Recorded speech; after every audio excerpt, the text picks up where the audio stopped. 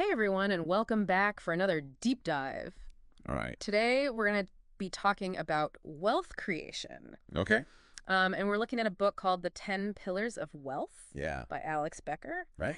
And we're going to kind of dive into this and explore some of the more unconventional ideas about building wealth. Yeah, it's funny because this book is really interesting because he Yeah. kind of just throws out all the old adages about getting rich slowly and all that stuff. Right. And just says no, you're totally wrong. Yeah, he's like, forget everything you think you know. Yeah. And he goes so far as to say that, the whole slow and steady Yeah. wins the race approach might actually be the riskiest Yeah. path to take. I mean, it's kind of true when you think about it. Yeah. Because if you are, Yeah. the person who is going through and trying to climb the corporate ladder, Yeah. and you're doing all the right things, saving your money Yeah. and being frugal and whatever, and then all of a sudden the economy just tanks. Right. Or your industry gets disrupted. Exactly. Or AI takes over. Yeah. All of a sudden you're just You're out. yeah, you're just screwed. So is he saying we should all just YOLO our way into some crazy business venture and just No, he's not saying that. just gamble everything? No, he's saying you have to understand Okay. the difference between good risk and bad risk. Okay. So for example, Yeah. if you were to, keep your expenses really low Mm-hmm. and, maybe keep your job for a while, Yeah. but then spend your nights and weekends building something, and then after 2 years, you're like, okay, I failed, Yeah. but now Yeah. I know all this stuff and I can go try again, Right. That's not that big of a risk. Right, because your downside is limited. Exactly. You haven't bet the farm. Yeah. And you've learned Yeah. so much. Yeah, I like that. You know what I mean? Gotcha. So it's kind of like the biggest risk is not taking any risk Right. at all. Right. And that kind of leads into, pillar number 2, which is Yeah. separating your time from money, That's a big one. which I think is something that's we all kind of conceptually understand, but how many of us are actually doing it? Right. Nemo? And I think that's a really hard thing to actually implement. Yeah, it is. Because we're so conditioned to oh, I need to go to work to make money. Right. I need to trade my time Yeah. for money. Yeah, and he uses this example of LeBron James, Oh, who's yeah. One of the highest paid. top paid athlete in the world. Right. And even he He's is, trading his time for money. yeah, He's just doing it at a very high level. exactly. If nobody watched basketball, He wouldn't be broke, be making any money. And that's where systems and automation come in. Right. Right? Where you can, You have to build a system that works for you. yeah, systems and Yeah. Even when you're not working. leverage, Yeah.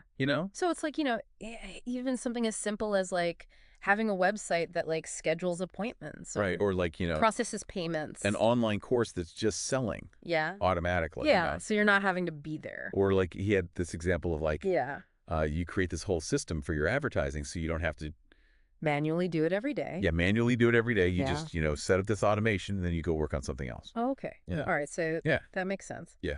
Now, this next one is a little bit controversial. Okay. And I'm curious to get your take on it. Right. So Becker says that you have to believe you're better than everyone else Okay. if you want to get rich. So I think, Now, that might sound a little, yeah, it sounds a little arrogant. yeah, a little arrogant. But I think what he means is Yeah. you have to believe in your ability to succeed more than anyone else believes in you. Okay. You know, It's not about putting other people down, yeah, it's not about being cocky. Yeah. It's just believing in yourself. I am the best Yeah. at what I do, Yeah. and I know that I can figure it out Yeah. and I can make it happen. He uses this analogy of a NASCAR driver. Yeah, Would you rather be the driver? that's scared to crash Yeah, who's timid and afraid of crashing and ends up, in the back. yeah, in the middle of the pack. Yeah. Or the driver who knows what they're doing, trusts their car, and is willing to take those risks Right. and push it to the limit. I think it's just that belief Yeah. that you can win, Yeah. you know? And that kind of ties into this Yeah. idea of a lot of times we Mhm. hold ourselves back Oh, for sure. because we're afraid of failing. Totally. Think we're not good enough or Yeah, we don't have the experience. certain enough or whatever. Right. And it's maybe that's the first hurdle to overcome. Yeah, that's a It's a huge mental block. Yeah. Yeah. Mental block. Okay, so speaking of hurdles, Okay. pillar number 4 is all about radical responsibility. Okay. And he tells this story about this employee who totally messed up, Yeah. like really bad, Uh-huh. and then just blamed everybody else. It's so easy to do that. It is, yeah. To just blame everyone else but yourself. Oh, yeah, for sure. But as soon as you do that, you lose all your Yeah. power. Yeah, you give up control. Yeah. Right? So is she saying, like, instead of saying, oh, this happened to me, Yeah. it's like, no, this happened. And I am going to fix it. And I'm responsible for figuring out how to deal with it. Yeah. Yeah. That's the only way you can actually improve and learn from your mistakes. Yeah, and become more resilient. Exactly. Because then you're not just, like, at the mercy of circumstances. Yeah, you're in control. You're like the captain of your ship. Exactly. Yeah. Love that analogy. Okay, so this next one is interesting because it ties into his experience as a dating coach. Interesting. So he talks about the abundance mindset. Right.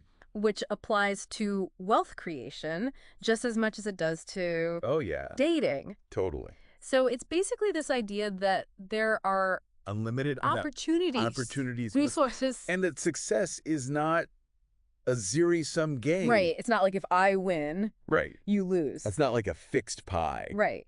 That there's infinite pies. We're all fighting over. Yeah, there's enough to go around. Exactly. So instead of thinking like, oh, there's only so much money to be made. And if I don't get it, someone else will. Yeah, it's like there's plenty for everybody. Yeah. And actually, like, the more you help other people succeed, the more you'll succeed. Yeah. You know what I mean? Yeah, because it comes back around. It does. Right. And so how does that, like, how do you apply that to, like, business decisions or financial decisions? I think it's just like an overall, like, perspective shift. Okay. So instead of like hoarding your resources and being afraid to invest, you're like, okay, how can I, put my money out there to work for me? And make it grow. Yeah. And trust that, like, that it'll come back. It's going to come back. Yeah. And even if it doesn't, like, there's more opportunities out there. There will be more. You know what I mean? Yeah. So instead of being, like, afraid to lose. Yeah, don't be so risk averse. Yeah. Yeah. Okay, that's a good point. Yeah. So this is making me think, like, okay, do I have a scarcity mindset? That's a good question. Do I sometimes operate from that place of, like, fear and lack? I think we all do to some extent. Yeah. But it's about becoming aware of it. Yeah. And then consciously choosing to shift your perspective. Okay. All right. So next up is a pillar that I think we all struggle with at times. Okay. Which is forgetting the what ifs. Yeah. And focusing on what is. That's a hard one. Yeah. Yeah. So he tells a story about these two employees at a car dealership. Right. One's named Ben. Okay. The other one's named Roy. Yeah. Ben is like the guy who overthinks everything. Gets stuck in analysis paralysis. Yes. He's always worried about, what if this happened? What if this happened? What if this goes wrong? What if that goes wrong? And then Roy's like the guy who's just like, just do it. Yeah, just take action. Figure it out as you go. Right. And Becker's point is that, like, you can't score if you don't shoot. You can't score a goal if you never take the shot. Right. Right. You got to get in the game. Yeah. So it's not about, like, just being reckless. Yeah. Right. And just doing things without any thought. You got to have a plan. But it's about finding that balance between preparation and action. Right. He uses this analogy of a hockey player. Okay. Like, you can't just stand there analyzing the angles forever. Yeah. You got to shoot the puck. You got to shoot the puck. At some point. Right. And even if you miss. You can adjust. Yeah, you learn from it. Shoot again. You adjust your aim and you keep going. Yeah. So it's about being willing to course correct along the way. Make those small adjustments. So instead of getting stuck in that what if loop, it's like, what can I do right now to move forward? What's the next step? Yeah.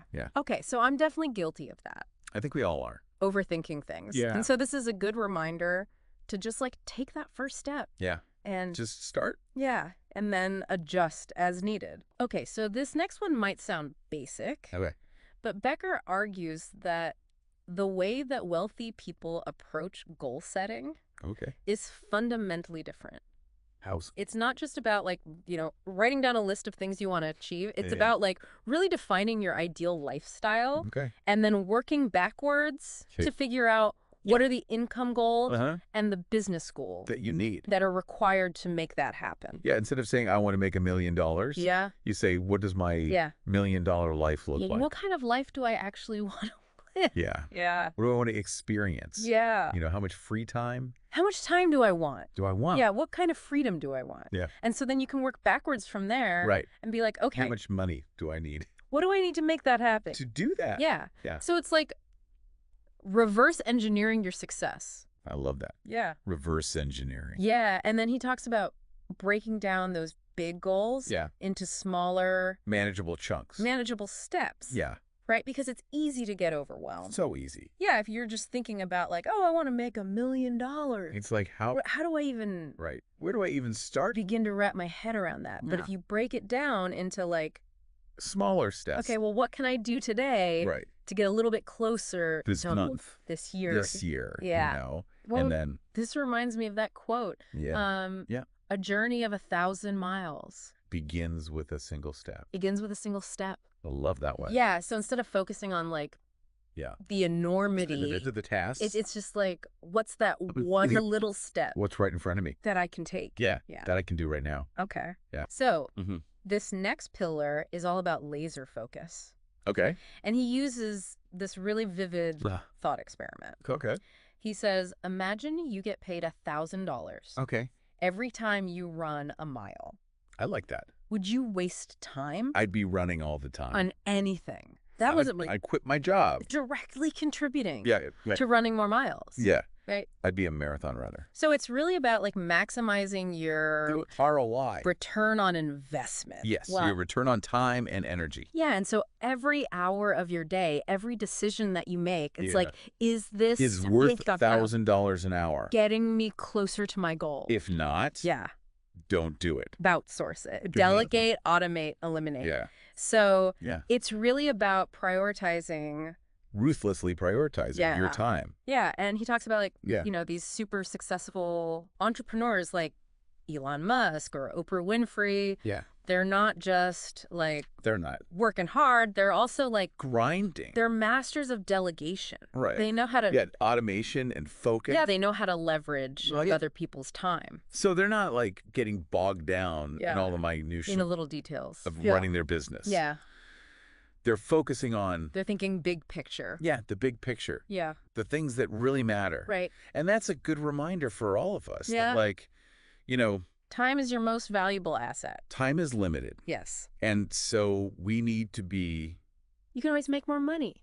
Strategic about how we use it. You can't make more time. You can't get more time back. Right. So this is making me think, like, am I spending my time on the right things? Are you doing the things that are actually going to move the needle? You know, could I be delegating more effectively? What are those low-value activities that you could eliminate? That I could just get rid of? Totally. Yeah. Okay, so this next pillar is all about understanding people. Okay. And Becker says that, like, getting rich is essentially about understanding how to get people to give you money. I mean... Now, that might sound a little... That's true, though. Cynical. Yeah, but it's not about, like, manipulating people or tricking them. Right. It's about understanding their needs, their wants, their desires. Yeah, providing value. And then creating a product or service that meets those needs. Yeah, so it's about connecting with people. Yeah, on a human level. Human level, right? Yeah. Building relationships. Understanding their motivations, their points. Fears, their aspirations. Yeah. Right? And so, like, you look at some of these companies that have built, like, massive empires, like Apple or Nike or Disney. Right. They're not just selling products. They're selling, like, everyone has feelings, aspirations, you know, solutions to problems. Belonging to a tribe. Yeah. You know what I mean? Right. So they've really mastered this idea of... branding. Yeah, storytelling. Building emotional connections with their customers. And that's powerful.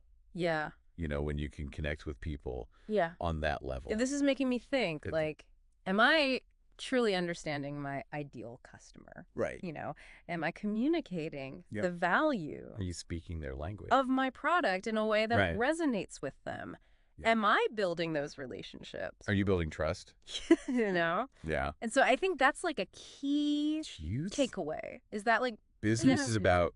It's about people. People. At the end of the day. Yeah. It's all about relationships. Okay, so last but not least, all right, the 10th pillar is building a powerful network. That's a big one. And he shares his own experience with like how transformative it was for him to surround himself with other ambitious, like-minded individuals. And he actually even talks about like playing World of Warcraft. Yeah, he's time in World of Warcraft. Which I thought was a really interesting connection. It's kind of like, when you're in a guild and you're all working towards the same goal. Yeah. You kind of feed off of each other's energy. Yeah, it's motivating. It's motivating. Yeah. It's inspiring. And you have this like built-in support system. Accountability. And accountability. Yeah. So it's like that saying, you're the average... The 5 people you spend the most time with. Of the 5 people. Right. You spend the most time with... If you're hanging out with a bunch of losers... So if you're hanging out with people who are negative... You're going to be a loser. And unambitious and... You're not going to... Yeah, it's going to be hard to break free from You're not going to rise above. But if you're surrounding yourself with people who are like... Positive... Driven, ambitious... Growth-oriented... Yeah. Then you're going to be pulled up. It's going to rub off on you. Yeah. Yeah, and he talks about like finding mentors. Mentors are huge. And peers who find someone who's like a few steps ahead of you. A few steps ahead of you. On the journey. Not like because if you try to like Jeff Bezos get advice from somebody who's like way too far ahead. Too far. You're not going to be able to relate. You're not going to be able to... You know what I mean? To relate. Yeah. Like their problems are so different. It's not going to be applicable. And yours. Yeah. Yeah, so find someone who's like... Right. Just a little bit further along than you. Yeah. Find someone who's like... where you want to be. Yeah. And like... Learn from them. 5 years. Yeah. Okay. And he also talks about like... actively seeking out... Communities, events, masterminds, conferences, whether it's like online or in person. Yeah. It's like putting yourself around yourself in those environments with the right people. Or you can connect with like-minded people. Yeah. And don't be afraid to invest in those relationships. Yeah. He even says like paid memberships. Paid masterminds. Can be worth it. Yeah. If it gives you access to totally. If you can get into a room with people who are. So it's about investing in your network that you want to do. Yeah. It's worth it. Right, because it's ultimately an investment in your future. Your future success. Yeah. Okay, so all right. This is a lot. Yeah, that was a lot. To take in. It's a lot of information. That it's good information. It's really valuable. Yeah. And it's making me think about like, okay, am I actively seeking out opportunities to connect with people? You're investing in your network? Who can help me? Yeah. Grow and achieve my goals. Are you pushing yourself? Am I surrounding myself out of your comfort zone with people who inspire me? Yeah. And challenge me. Yeah. Are you playing it too safe? To be my best. Yeah. Those are good questions. Okay, so now Becker doesn't just talk about mindset. Right. He also talks about like the practical stuff aspects of building wealth. Okay. And he breaks it down into like 3 main categories of businesses. All right. Cash flow businesses. Okay. High income skill businesses. And long-term investment businesses. Right. So let's start with cash flow businesses. Okay, so cash flow businesses are basically like what are those? Traditional like service businesses. Yes, service businesses. Freelancers, consultants. People who are trading their time. Yeah, you're trading your time for money. So it's like it could be anything from like house cleaning to house cleaning, dog walking to web design. All those kinds of things where you're basically you're providing a service. Yeah, providing a service, and you're getting paid for your time. Right. So and those are great. What other to get started because it's a way to like start making money relatively quickly. Yeah. But the downside is that you're limited by your time. Yeah. So there's only so many hours in the day. Right. Yeah. So you're always gonna. Yeah. You hit that ceiling. Yeah, you hit a ceiling at some point. Unless you can figure out how to like scale it. Or unless you use that to like fund like another business or like use that income to invest in something else. It's gonna give you that leverage. Yeah. Okay. Yeah. So that makes sense. Yeah. All right. So high-income skill businesses. Okay, so high-income skill businesses are businesses where you're basically using your knowledge, your expertise to provide a service. Provide a service or a product. Yeah. You know, that scales. Yeah. So it's not just you doing the You could be like a leverage developer. The software developer. Yeah. You could be a digital marketer. Yeah. You could be a online course creator. Yeah. You know, all these things that you can basically package your knowledge. Package your knowledge. And sell it. To a lot of people. You know? Yeah. And so online courses. That's a big one. Are a perfect example of that. Yeah. You create the course once. Yeah.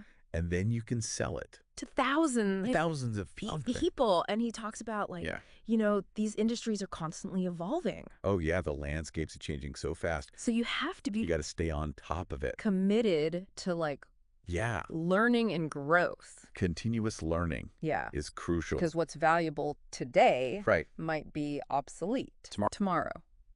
You know what I mean? So you have to be adaptable. Be a lifelong learner. Yeah.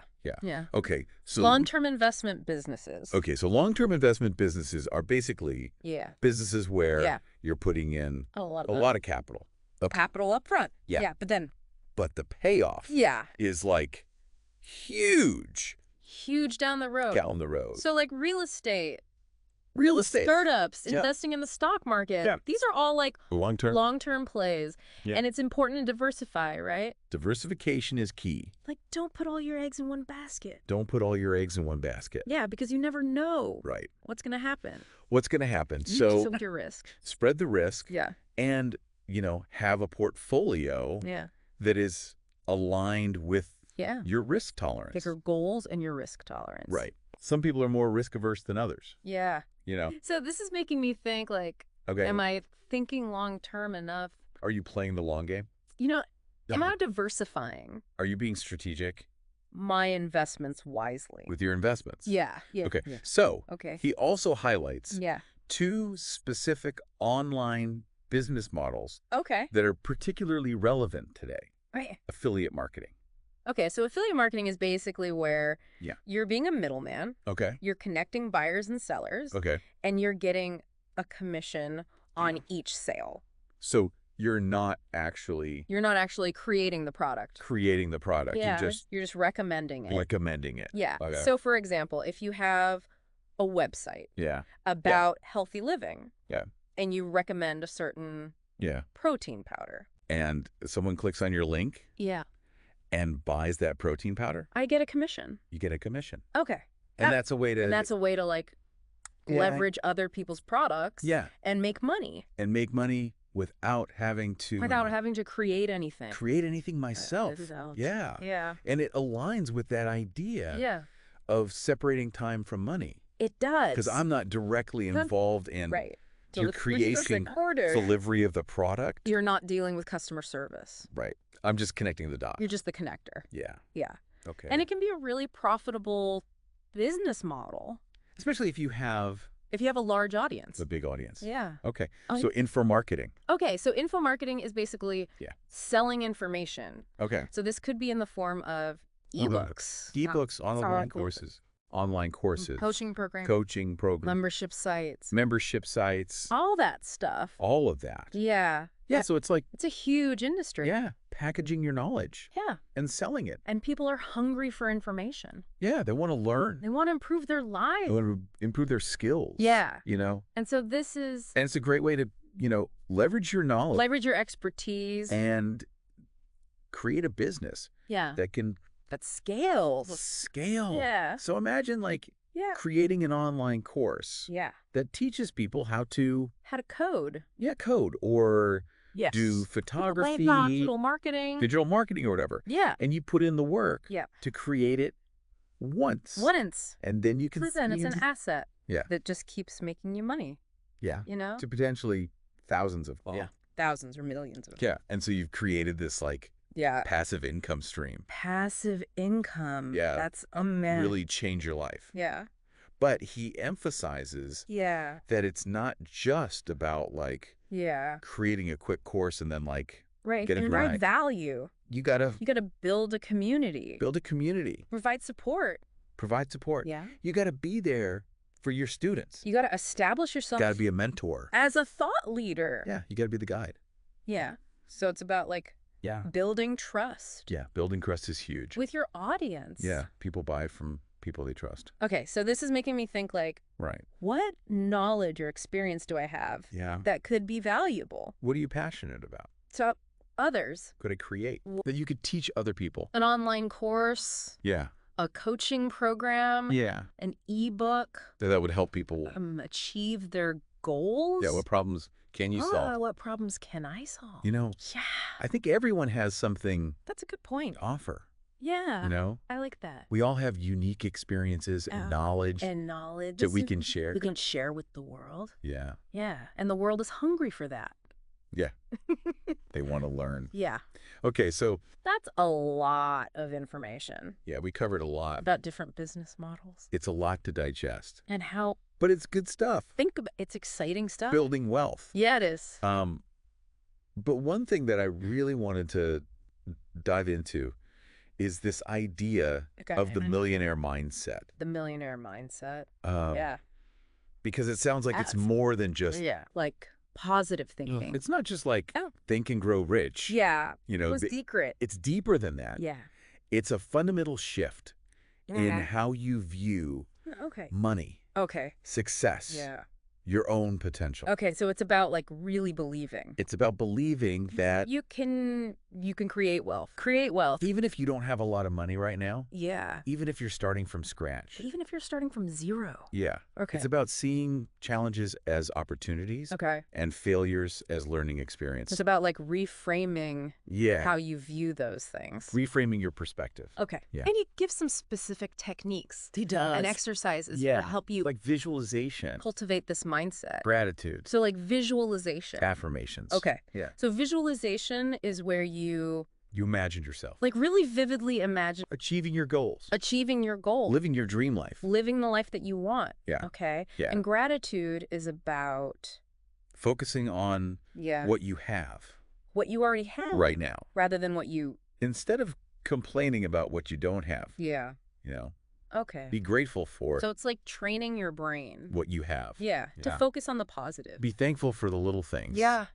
And to appreciate because when you're grateful, the good things, you attract more abundance.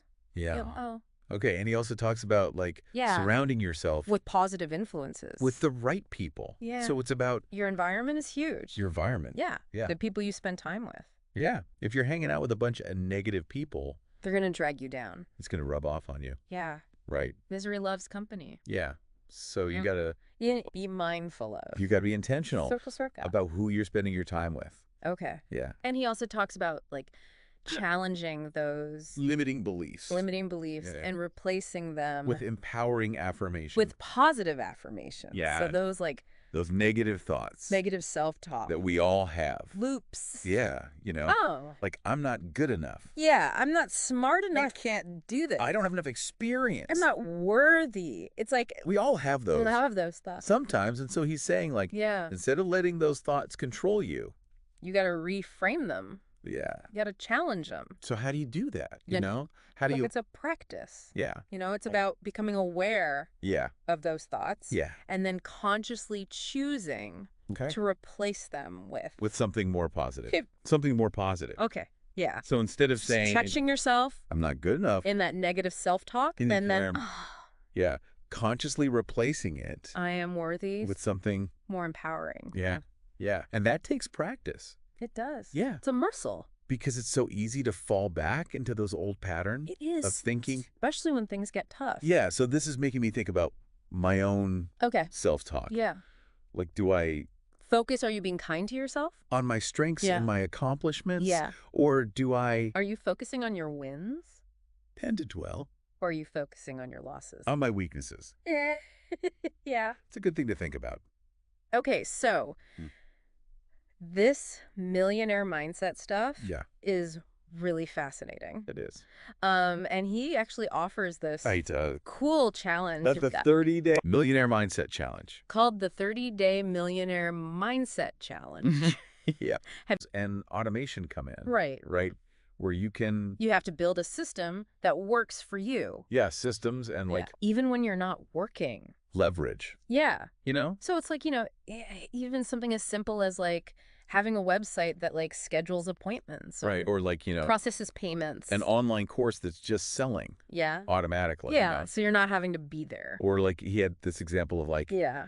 You create this whole system for your advertising so you don't have to... Manually do it every day. Yeah, manually do it every day. You just, you know, set up this automation and then you go work on something else. Oh, okay. Yeah. All right. So that makes sense. Yeah. Now, this next one is a little bit controversial. Okay. And I'm curious to get your take on it. Right. So Becker says that you have to believe you're better than everyone else. Okay. If you want to get rich. So I think... Now, that might sound a little... Yeah, it sounds a little arrogant. Yeah, a little arrogant. But like, I think what he means is like, you have to believe in your ability to succeed more than anyone else believes in you. Okay. You know, it's not about putting other people down. Yeah, it's not about being cocky. Yeah. It's just like, you know, believing in yourself. I am the best at what I do. Yeah. And I know that I can figure it out. Yeah. And I can make it happen. He uses this analogy of a NASCAR driver. Yeah. Would you rather be the driver? That's scared to crash? Yeah, who's like timid and afraid of crashing and ends up in the back. Yeah, in the middle of the pack. Yeah. Or the driver who like knows what they're doing, trusts their car, and is willing to take those risks. Right. And like push it to the limit. I think it's just that belief. Yeah. That you can win. Yeah. You know? And that kind of ties into this idea of like, you know, a lot of times we hold ourselves back. Oh, for sure. Because we're afraid of failing. Totally. Think we're not good enough or... Yeah, we don't have the experience. Certain enough or whatever. Right. And it's like maybe that's the first hurdle to overcome. Yeah, that's a huge... mental block. Yeah. Yeah. Mental block. Okay, so speaking of hurdles. Okay. Pillar number 4 is all about radical responsibility. Okay. And he tells this story about this employee who like totally messed up. Yeah. Like really bad. Uh-huh. And then just blamed everybody else. It's so easy to do that. It is, yeah. To just blame everyone else but yourself. Oh, yeah, for sure. But as soon as you do that, you lose all your power. Yeah, you give up control. Yeah. Right? So is she saying, like, instead of saying, oh, this happened to me, it's like, no, this happened. And I am going to fix it. And I'm responsible for figuring out how to deal with it. Yeah. Yeah. That's the only way you can actually improve and learn from your mistakes. Yeah, and become more resilient. Exactly. Because then you're not just, like, at the mercy of circumstances. Yeah, you're in control. You're like the captain of your ship. Exactly. Yeah. Love that analogy. Okay, so this next one is interesting because it ties into his experience as a dating coach. Interesting. So he talks about the abundance mindset. Right. Which applies to wealth creation just as much as it does to dating. Totally. So it's basically this idea that there are unlimited opportunities, resources. And that success is not a zero-sum game. Right. It's not like if I win, you lose. That's not like a fixed pie. Right. That there's infinite pies. We're all fighting over. Yeah, there's enough to go around. Exactly. So instead of thinking like, oh, there's only so much money to be made. And if I don't get it, someone else will. Yeah, it's like there's plenty for everybody. Yeah. And actually, like the more you help